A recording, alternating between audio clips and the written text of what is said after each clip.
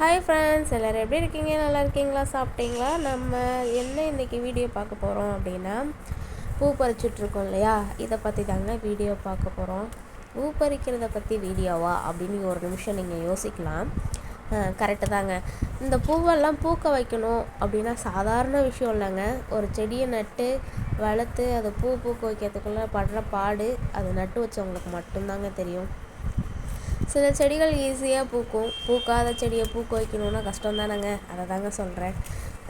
இது எப்படி நான் நிறைய பூக்கணும், டெய்லி நம்ம யூஸ்க்கு பூ தேவைப்பட்டுகிட்டே இருக்கும். ஃபோட்டோஸ்க்கு, தலைக்கு வச்சுக்கிறதுக்கு, இது மாதிரி டெய்லி நம்ம வீட்டு யூஸ்க்கு பூ தேவைப்படும்.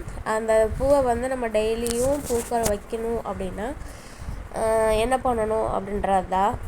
நம்ம சேனலை தொடர்ந்து பார்த்தீங்கன்னா தெரியும், நம்ம கொடுக்குற ஃபெர்டிலைசர் கொடுத்தீங்கன்னாவே போதும், டெய்லியும் பூக்க ஆரம்பிச்சிடும்.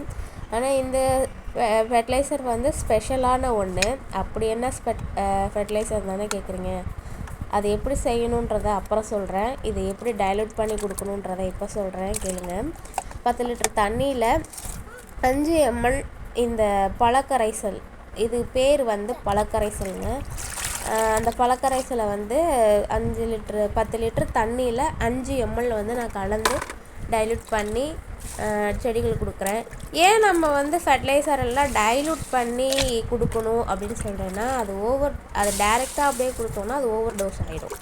அதுக்காக கலந்து கொடுக்குறத நீங்கள் 10 ml கொடுக்கலாம், 5 ml கொடுக்கலாம். அந்த தண்ணியில் டைல்யூட் பண்ணும் போது ஓவர் டோஸ் ஆகாது. அதனால் சொல்கிறேன், நம்ம தண்ணியில் கலக்கிறத கூட குறைச்சி கலந்துக்கலாம். ஆனால் அந்த ஃபெர்டிலைசராக நம்ம ரெடி பண்ணுறோம் இல்லையா, அந்த டப்பாவில் இருக்கிறது அப்படியே டைரெக்டாக கொடுக்கக்கூடாது, செடிக்கு டைல்யூட் பண்ணி கொடுங்க. இப்போ அதை எப்படி பண்ணலாம் அப்படின்றத பார்க்கலாம். நான் என்கிட்ட இருந்த 2 பழத்தை எடுத்திருக்கேன். நீங்கள் ஸ்வீட்டான பழம் எதுவாக இருந்தாலும் நீங்கள் கொடுக்கலாம். கண்டிப்பாக அதில் வாழைப்பழம் கலந்துக்கங்க. ஏன்னா வாழைப்பழத்தில் ஹையாக பொட்டாசியம், பாஸ்பரஸ் இருக்கிறதுனால, அதான் நம்ம சொன்னோம் இல்லையா, NPH, அந்த இது வாழைப்பழத்தில் நல்லாவே நிறைய இருக்குது. அப்படின்றதுனால கண்டிப்பாக வாழைப்பழம் இருக்கிற மாதிரி பார்த்துக்கங்க. அது இல்லாமல் நீங்கள் ஸ்வீட்டாக எந்த பழம் வேணாலும் நீங்கள் சேர்த்துக்கலாம்.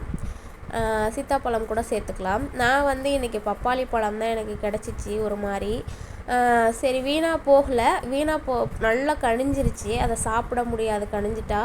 அதனால் சரி ஃபெர்டிலைசர் கலந்துடலாம் அப்படின்றதுக்காக இதை எல்லாத்தையும் தோலை ரிமூவ் பண்ணிவிட்டு நல்லா பெனஞ்சிட்டு இதுக்கு சர்க்கரை போடணும். அதாவது நாட்டு சர்க்கரை இல்லைன்னா வெல்லம் கலந்து கொடுங்க. இதில் விதை இருக்கான்னு பார்க்குறேன், விதை இல்லை.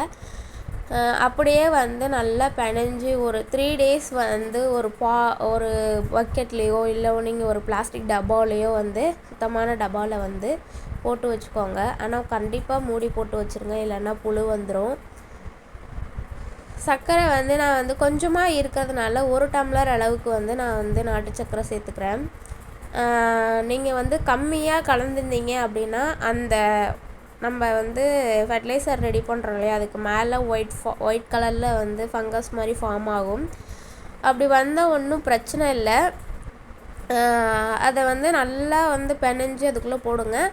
அப்படி வந்துருச்சு அப்படின்னா அந்த ஒயிட் ஃபார்ம் இருந்ததை எடுத்துட்டு நீங்கள் இன்னும் கொஞ்சம் சர்க்கரை போட்டு குலுக்கி வைங்க. அது ரெடி ஆகிடும். 3 days அல்லது 4 days ரெடி ஆயிரும்.